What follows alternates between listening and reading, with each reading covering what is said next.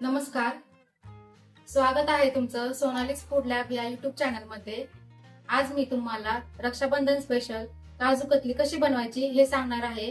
ही सोपी आणि तोंडाला पाणी सुटणारी रेसिपी तुमच्यासोबत शेअर करायला मला खूप आनंद होत आहे. तर मग चला सुरुवात करूया. हे आहेत काजू. हे काजू मी फ्रीजर मध्ये 15-20 मिनिट ठेवले होते. फ्रीजर मध्ये ठेवण्याचं कारण हेच आहे की मिक्सर मध्ये काजू बारीक करताना त्याचे टेम्परेचर वाढून काजूला तेल सुटते. तेल सुटल्यामुळे काजूची बारीक पावडर होत नाही.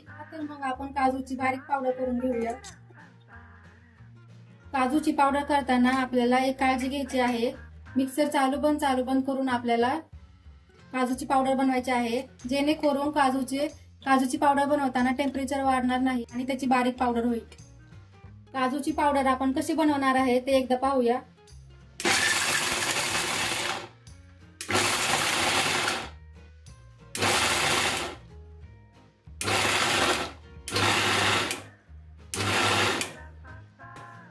अशा प्रकारे काजूची पावडर तयार झालेली आहे. तर ही आपण एका चाळणीमधून चाळून घेणार आहे.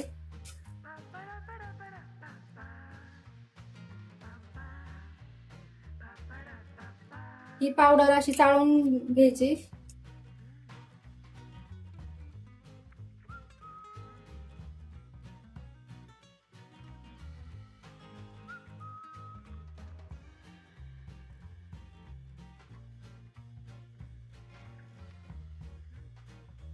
हे मोठे राहिलेले काजूचे आता पुन्हा एकदा पावडर करून घ्यायची आहे. अशा प्रकारे आपण काजूची बारीक पावडर करून घेतलेली आहे.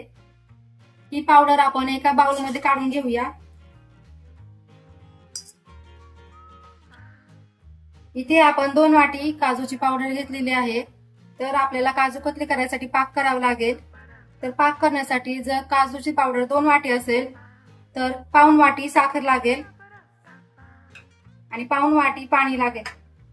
तर पाक करायसाठी आपल्याला पाऊण वाटी साखर आणि पाऊण वाटी पाणी लागेल.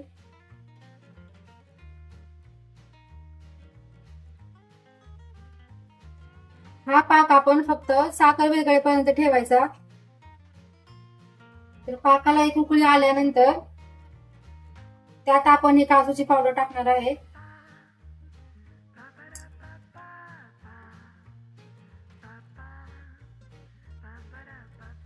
साखरेचा पूर्णपणे पाक करायचा नाही.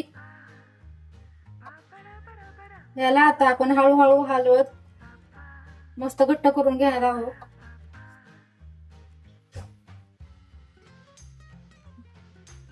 पाकामध्ये काजूची पावडर चांगली शिजवून घ्यायची. पाक जास्त झाला नाही पाहिजे. जास्त पाक झालं तर ते काजू मध्ये मुरत नाही आणि काजूची पेस्ट नीट होत नाही. याला आपण हळूहळू सतत हलवत राहायचे.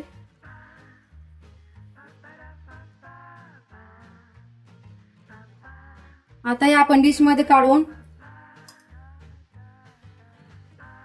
पाण्यात हात घालून याची गोळी होते का पाहायचे. जर अशी गोळी होत असेल तर आपली काजू कतली तयार आहे. तर आपण इथे आता बटर पेपर घेत आहोत. त्याच्यावर हा डो टाकत आहे.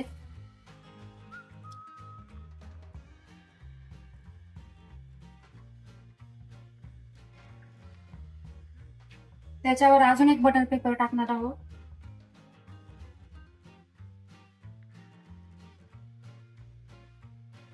बटर पेपर नसेल तर तुम्ही एका प्लेटवर सुद्धा करू शकता. हे आपण असं लाटून घेणार आहोत.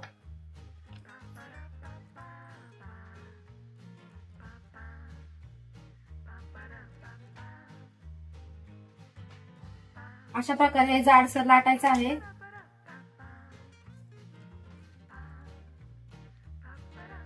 याला आपण सिल्वर वर्क लावणार आहोत.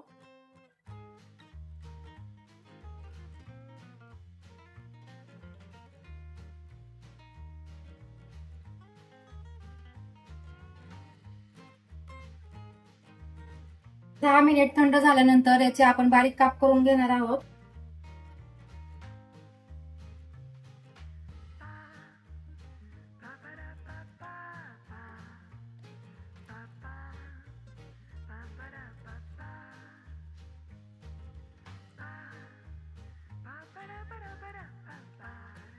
तर आपली ही काजू कतली खाण्यासाठी तयार आहे.